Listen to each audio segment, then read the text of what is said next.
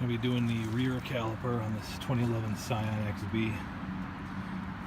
Get started, make sure you shock your wheels. Don't start rolling away from you. Find a nice level spot first. I'm doing this in my driveway, but my driveway is very level. So I'm just going to do both discs and both brake pads because I have them under warranty. But fortunately, the caliper is gone on this side. Normally you want to do this when it's not cold out and not in the middle of winter, but sometimes necessity dictates. So here we go. Getting ready to take the lug nuts off here. If you don't have an impact gun, you want to loosen these before you lift the car and then take them off, because you won't have any traction while they're in the air. The tire will just spin while you're trying to loosen them up. Got a cheap impact gun here, probably around a little over $100 from Harbor Freight, Chicago Electric. Shouldn't have this silver tool on here. It's a regular tool, but I can't get it off right now, and I really need to do this. So, if you have the impact gun, you can get it right off without. You want to loosen the nuts before you jack the car. For those of you that like to watch this stuff,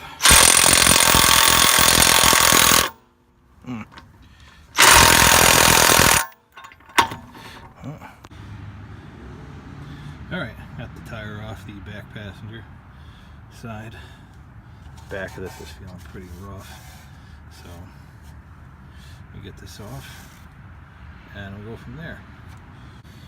Good thing about the back brakes is all the bolts are 14, so let's take the caliper and the caliper bracket off, same size nut. Alright, just got the caliper bolts off. Take a look at this. So that brake pad's good, and the other one is missing. So yeah, it's gone, which means that this caliper is seized and is no good. See, it's stuck out. It's seized. It's not going back in the way it should be. This is on the Scion. You have to spin it and push it in for the I think it's the e-brake and the regular brake combined. So you have to have a brake tool to do it. You can't just do it with a C-clamp. But we'll get to that. Alright, I'm going to take the rest of this off, and we'll see what the back of this thing looks like. Got that off, and as you can see, this is scored very badly because there was no disc brake there at all. Good thing I stopped driving this thing. I heard some kind of pop earlier today and thought something was wrong, and it was. Front's supposed to look like this. That's scored really bad. So, change the caliper out. I'm going to change the rotor and the caliper bracket and the brake pads because they're under warranty and I'm missing one anyway. Alright. There's what it should look like. That's a nice healthy one. I did the caliper on this one a few months ago. Guess I should have done both of them. Nice, no grooves. Alright, I'm going to take this one off. I'm just going to change it because I'm already out here and everything's under warranty. I got to do the brake pads on both sides anyway. And everything's under warranty, so I might as well just change everything. Alrighty. Here's a better looking one. Brake pad came off. Nice and thick.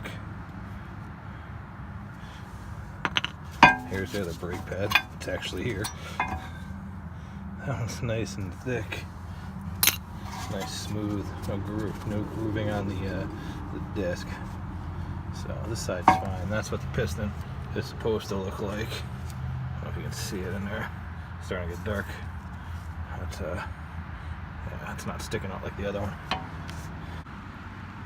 And there we go. The one on the right is the good one. The one on the left is the one that's grooved. See, there's a nice sheen on the right one. The left one is all gritty and ground up. You can't really see in the video, but it's grooved bad. Something I forgot to mention when I was starting this is you want to leave this on here. I had to put it back on there because I forgot to do it. And you want to loosen this bolt. That is the brake hose bolt. Otherwise, once you get it off, it's going to be very hard to loosen it. So make sure you loosen that while it's still all attached. some brake fluid will come out. Tighten it back up, and then we're going to throw it right into the new one so we don't lose too much brake fluid. It's another tip when you're working on this. Put a couple bolts on so it prevents this from moving around while you're working over here. Makes life a lot easier. Something about this car I learned the hard and expensive way is if you buy the semi-metallic and the non-ceramic pads, the brake dust gets in here, and then these don't fit in here, and then it actually holds your pad still and causes all kinds of problems. So I had that in the front, I had to chisel it out, and it wasn't a good time. It took a long time to figure it out. Anyway, these are the anti-rattle clips. They just snap right in like this. They come with it. Go right in this groove. Hard to do with one hand. But they go right there. You want to make sure you have enough clearance for the rotor on both sides. And if you don't put them on, it makes a lot of noise. It makes a clunking noise when you stop because the pads move. So if it grabs it and you're going forward, it slams it into that and backwards this. So it just keeps the brakes quieter. Here's what it looks like with them in. Just make sure you have enough disc clearance in there. Otherwise you'll have a problem with something we just fixed. So yep, looks like that. And slap it on. So put the brakes in. You just slide them in this clip here. Pretty easy. Focus on it. So you take this, it goes in here. This spring holds it in. Same thing on the top. Just gonna angle it in there right. There. And then same thing on the back side. It's a little harder to get to though. Not too bad. Put it in there. There they are. Brand new. And then put the new caliper on.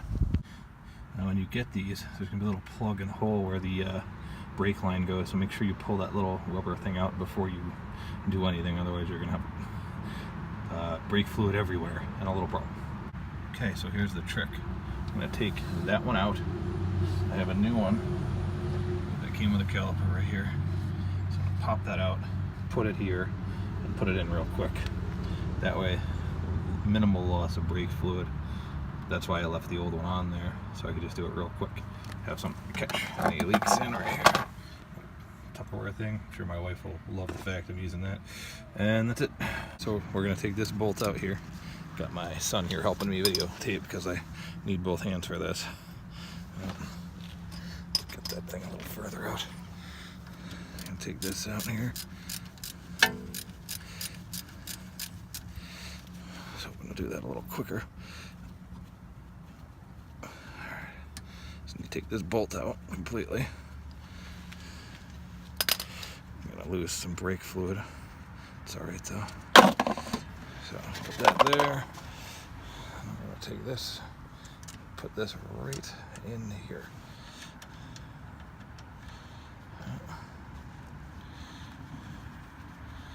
Spin it right in. That way, we lost a minimal amount of brake fluid. Not too much of a mess at all. Screw that in there tight. And of course that's a different size. Alright, get the gist. And that's it for that. Hi. This was the most confusing part of getting this thing off. The first time I did this, how do I get this piece of metal, this hose right here, how do I get this out of this piece of metal? This part's easy, which comes out like this. Hold on a second. So for the end of it, you just squeeze this up and pull a little ball at the other end, and then I'll show you the rest. So there, once you get that off, looks like that. This part's free. There's a little ball that wasn't there, that's all. It's pretty easy to do with your hand. This off, and this is the reason I made this video because I had such a hard time. You slide this up here, size 14 wrench, and you just push, and it releases. Okay, so got it off. Now, this piece, you just slide it more over here. Okay, so here's the piece. Just put it in that hole. Like that. Make sure the clip goes through. And then you just pop it into this thing. Pull this down with your hand. You need 2 hands to do it. And then you're done. There's finished product. I have to get into those clips tomorrow, probably from Toyota. And there you go, new caliper. Now you gotta bleed the brakes. I gotta do the other side first, and we'll go from there. So the Scion got special brakes on it. You have to turn them in. You have to spin them while you push them. Well, if you have a good caliper, it's pretty easy to do, but you need a special tool to get in there. This thing has like this tool I got off Amazon, pretty cheap. Put those in the 2 little, there's 4 little hole grooves in there. You put it in 2 of them, spin it, and it goes in pretty easily. And then make sure it's in all the way, and then you just change brakes. So that's how you would normally do it when you're not changing the caliper.